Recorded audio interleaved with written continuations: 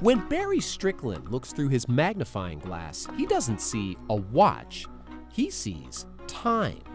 And there he goes. That watch hasn't worked properly in probably 40, 50 years. And that's the first life it's had in so long. For 20 years, Barry and Rachel Jenni-Strickland have been watching out for watches. On December 1st, 1999, they opened a tiny shop in downtown St. John's called Grand Time. And after all that time, they're still here. How's the watch doing? Number one. Best going. Wearing all the time. Okay. Still working like No a car. sweat. I got that part for you, put on for you right away. Today, like most days, the shop is busy. Rachel helps a steady march of customers find the perfect look and fit. A lot of time what I notice is that the first watch that attracts your attention very often is the watch you're going to get. So go with your gut feeling. Barry keeps his eye on repairs, but with his Swiss-trained hands, he's more surgeon than repairman. I work on some watches up to 330 parts in an instrument the size of a tuning. And you know, there's a whole lot going on in there. And when you hand it back to the customer, and they're like, okay, great, my calendar works, my stopwatch works, and that's great. But if they had any idea what's actually going on the inside, it would probably scare them. Because it's the same with people, you know. If, you know, I don't want to open up and have a look in and go, ooh, right? And Barry knows what this watch means to the man who brought it in.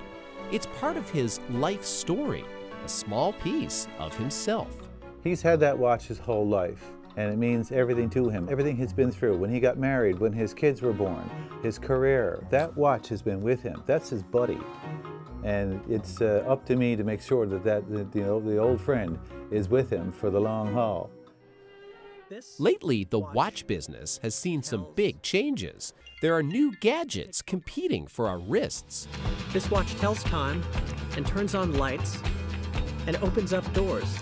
They look and feel like a watch, but they are so much more, and somehow so much less. They're just electronic instruments. There's nothing sentimental with an electronic instrument. Whereas a wristwatch, for example, the one that I was working here today, I mean, that's 60 years old.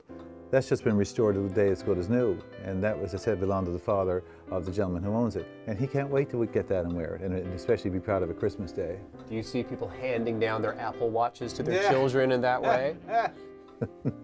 Never. In a digital world, Grand Time is defiantly analog, selling only mechanical watches. But their customers like it that way. Well, if you look at a watch dial, you can see the time pass. So it's completely different than looking at digital time. We just see numbers flashing. But here you can see where you are. You know that when the hands are at the top, it's going to be lunchtime or it's going to be midnight. You glance at it and you see it. You don't really need to know exactly what time it is. You get an idea or a feeling for what the time is. After 20 years behind this counter, Barry and Rachel Jenni-Strickland definitely have a feeling for time. And to them, these tiny wonders that keep time will always be timeless. Zach Gowdy, CBC News, St. John's.